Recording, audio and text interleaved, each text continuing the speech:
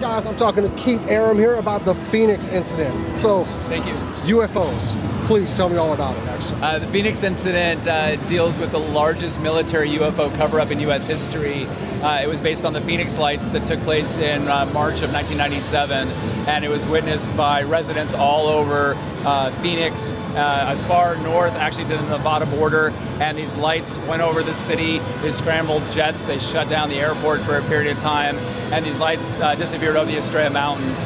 And the vice mayor had started an investigation. John McCain started an investigation into the lights, and even the governor came out and actually said on CNN that he had actually seen a ship. And so this is a very controversial sighting because the military said that these were flares that came out, and we were able to get a lot of evidence that was a little bit to the contrary, but also confirming some of the stuff the military did, but for different reasons. So the film sort of deals with all of these elements that are coming together and these disappearances that happened in the middle of the sighting. Okay. What made you want to embark on a project like this? Are you just a big UFO fanatic, or? Yeah, absolutely. I mean, it's impossible to think that we're alone in the universe. We're here. Exactly. If we're here, it can exist other places. But for me, I grew up in Arizona, and this was very close to me.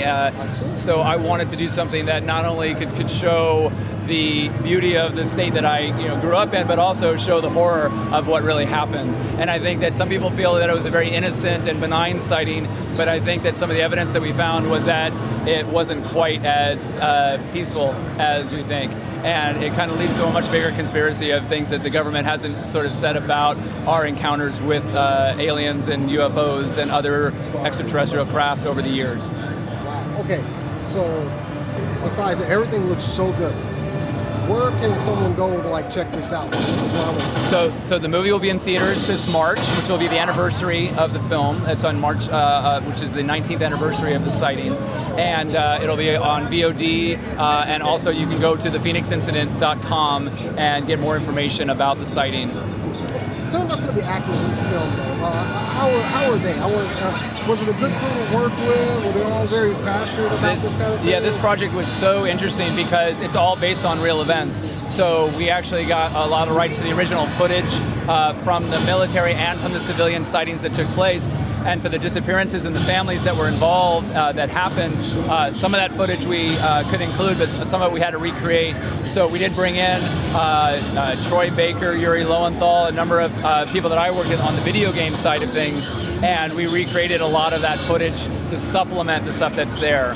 So we wanted to be very respectful to the original source material, but these guys were also very close to the original guys that disappeared. I bet there were some great conversations on set. I'm sorry. Oh my God, yeah. I mean, some of the actors, this is a personal passion for them as well, and you really didn't need a lot of inspiration from the script or anything else because it was so real. We were actually shooting our additional footage in the Estrella Mountains where the sighting took place, and everything was all based on the real people that it was there. So everyone was very much already following what had been laid out for us, and it was pretty haunting at times because we saw stuff on set that was chilling. Yeah, it was spectacular. And so the fact that we were out in Phoenix shooting this and then working with a lot of the original people, military and civilians that actually witnessed it, was really inspiring because it really made you feel much closer to the event. Any extra material that might be coming out later? Because this all sounds really interesting. So there's about an additional 2 hours of material that will be coming out in addition to the film that will be coming out online in various formats.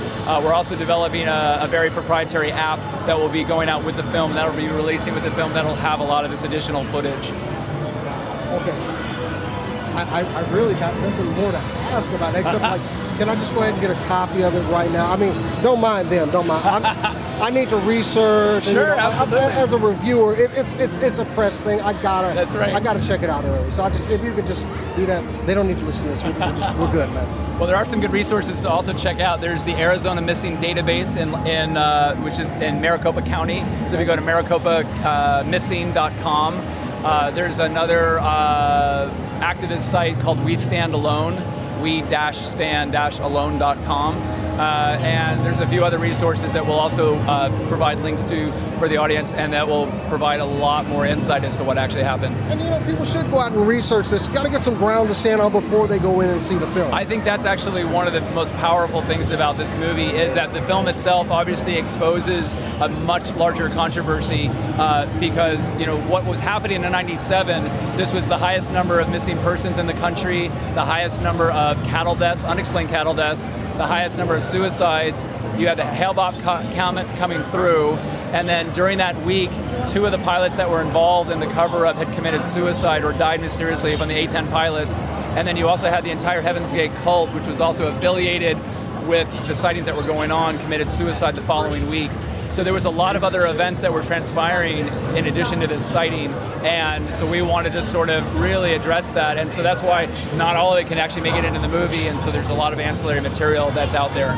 So there's a lot of homework and research to do. Absolutely. It sounds so interesting. I mean, I honestly do want to go find out other things, but I do want to see the movie too. So March is when we can see this? It'll be March in theaters, and it'll also be on video on demand, and then there'll be the app that'll come out after that, and then there'll be a lot of additional material that'll be coming out between now and March. And where can they go to maybe see additional material? What's the website? So the main website that we're directing people is thephoenixincident.com. Phoenixincident.com is the website, and you'll get quite a bit of material there, and it'll be growing over the period of the next few months. So definitely want to watch that leading up to the film. Yeah, phoenixincident.com. Hey, I got nothing else. Keith, thanks, man. I can't wait. Can't wait.